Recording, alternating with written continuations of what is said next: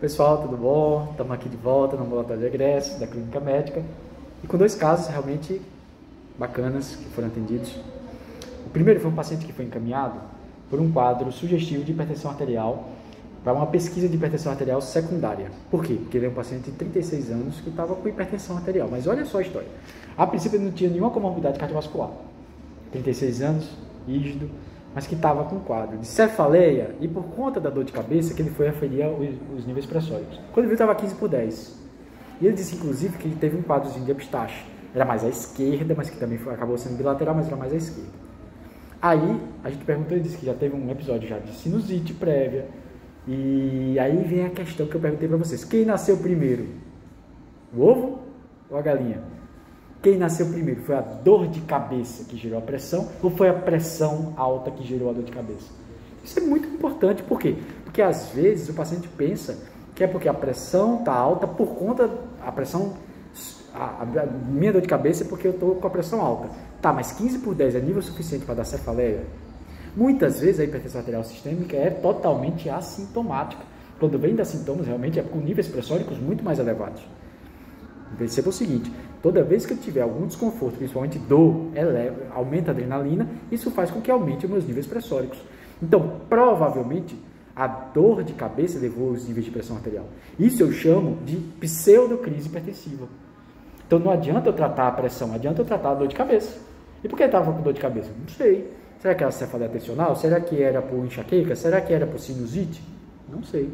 Só que aí acabaram passando para ele losartana, ele fez uso por 2, 3 dias, não se sentiu tão bem e suspendeu a medicação. Os níveis pressóricos durante o uso de losartana vieram normais. Só que ele falou, doutor, mesmo que eu suspendi, às vezes dava 8 por 6, né? Às vezes dava uma pressão até um pouco mais baixa, e é normal, o nosso coração não é um reloginho, sempre 12/8, 12/8, 12/8. Dependendo da situação, eu fico com a pressão um pouco mais alta, dependendo da situação, eu fico com a pressão um pouco mais baixa. Então isso é importante, que a gente possa realmente avaliar. E o que é que acontece? Muitas vezes a gente tenta tirar essa avaliação do consultório, porque no consultório ele estava nervoso, não estava durante a consulta. Isso faz com que eleve os níveis de pressão, e isso é um efeito ou hipertensão do avental branco. Então, se a gente consegue fazer realmente uma avaliação fora do consultório, principalmente com a MAPA, uma monitorização ambulatorial da pressão arterial, a gente consegue realmente fazer uma avaliação melhor do quadro dele. Se na média ele tiver com os níveis pressóricos dentro da meta, então ele não tem hipertensão arterial. Se na média tiver elevado, ele tem hipertensão arterial. Esse é o primeiro passo para eu saber se ele tem hipertensão arterial secundária ou não. Não sei nem se ele é hipertenso. E se confirmando que ele é hipertenso, aí sim, peraí, 36 anos, hipertenso, será que ele é uma hipertensão arterial essencial ou primária? Ou será que é uma hipertensão arterial secundária?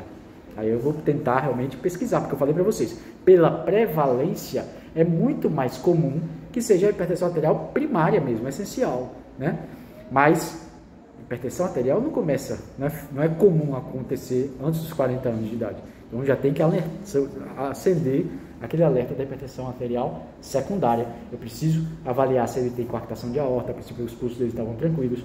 Eu preciso avaliar se ele tem distúrbio da tireoide, se ele tem hiperaldo primário, se ele tem feocromocitoma, apneia obstrutiva do sono, enfim.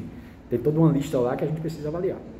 Aí a gente disse assim, peraí, vamos fazer um eletro, porque se ele tiver sobrecarga de ventrículo esquerdo, sobrecarga de átrio esquerdo, a gente consegue fazer uma avaliação, realmente ele é hipertenso, né? Se ele já tem lesão de órgão-alvo, realmente ele já deve ser hipertenso de longa data. Beleza, a gente foi fazer um eletro e, para nossa surpresa, não tinha inversão de eletrodo e ele tinha uma onda P, tudo bem, mas a P era negativa na parede inferior, positiva em AVR e negativa na parede anterior inteira. E o intervalo PR era bem curtinho, 90 milissegundos. Então ele tinha uma onda P, que se ela era negativa na parede inferior, significa assim, ó, se ela é negativa na parede inferior, a parede inferior está aqui, D2, D3 e AVF. Se ela é positiva, quando eu vejo a ponta da seta, não a cauda da seta.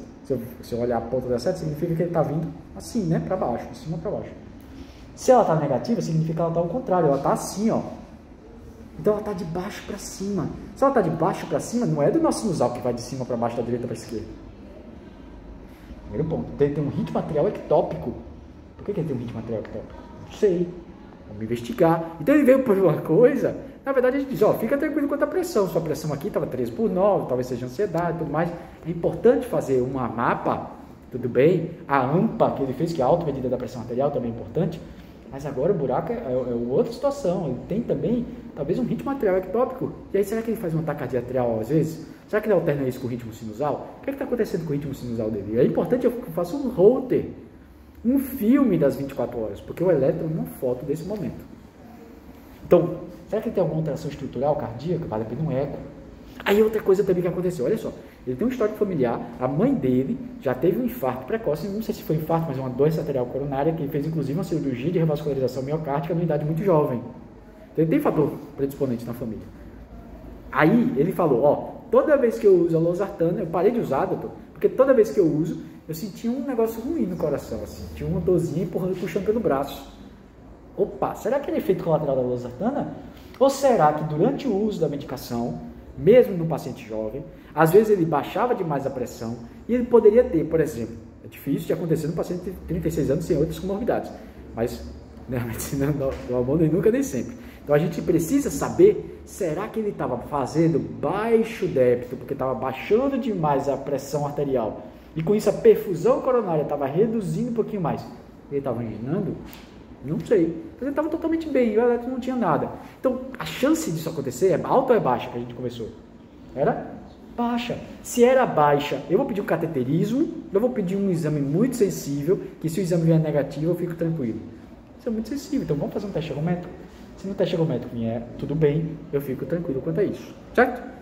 Beleza? Então, acho que foi isso, né? O primeiro caso, um resumo mais ou menos disso aí. No segundo caso, uma senhora com fração de ejeção de 23%, que a gente já fez uma avaliação, porque, peraí, IC, a principal causa de IC é isquêmica.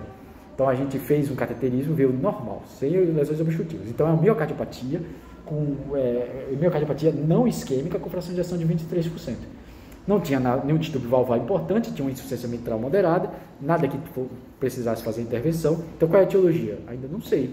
Mas o fato é que, nesses casos, digamos, idiopática, a gente precisa realmente fazer a terapia medicamentosa completa. Terapia tripla, se for o caso, terapia quádrupla, e ela já estava no talo. Ela já estava com enalapril 20mg 12 em 12 horas, ela estava com espironolactona de 25 uma vez ao dia, estava com carvedilol 25mg 2 vezes ao dia, e ela estava com empagliflozina 12,5mg, que era um comprimido de 25. 10mg já faz o efeito que a gente espera, estava com 12,5mg uma vez ao dia. Só que na última consulta ela já estava com a pressão 7,4. Ela estava com terapia plena, ela estava com furosemida, a gente pediu para ela tirar e reduziu o enalapril à metade. Ela parece que passou mal, é lógico, né? Fração de ação de 23%, para fazer uma descompensação, um edema agudo de pulmão. É um instante. E aí o que acontece? Pediram, ela foi no pronto-socorro, talvez ela tivesse edema agudo, não tem relato, mas aí fizeram furosemida para ela e pediram para ela retornar o de furosemida. Agora ela estava mais para desidratada ou para congesta? Desidratada, não estava? Se ela estava desidratada, olha só, como é que fica o intravascular dela? Fica depletado ou fica com uma volemia boa? Depletado. Muito sangue no ventrículo esquerdo ou pouco? Pouco sangue no ventrículo esquerdo. E com pouco sangue no ventrículo esquerdo, o ventrículo esquerdo manda para frente muito sangue? Não. Ela pode estar fazendo baixo débito, pressão baixa, só por hipovolemia. E se ela faz hipovolemia, olha só, existe uma situação chamada duplo produto. O duplo produto, como eu falei para vocês, é o produto da pressão arterial sistólica pela frequência cardíaca. Isso tende a ficar estável. Então, no choque hipovolêmico, o que acontece? A pressão arterial sistólica despenca, o que acontece com a frequência cardíaca?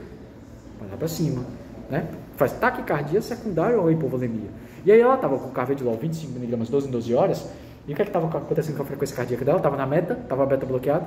Não. Por quê? Porque ela estava 92 mais ou menos, e a gente fica beta bloqueado quando fica abaixo de 70, né? 50 a 70 de preferência. Provavelmente, era problema do beta bloqueador? Talvez não. Talvez porque ela está seca demais. Então, o que a gente precisa fazer? A gente precisa tirar essa furosemida de novo e reavaliar de modo precoce. Não pode passar muito tempo por conta dessa volemia. A gente pediu para ela voltar com 2 semanas para poder fazer a reavaliação. A gente manteve ainda o enalapril. A gente reduziu a metade porque achava que ela estava usando de 20, né? Mas na verdade ela já estava usando de 10, 12 em 12 horas.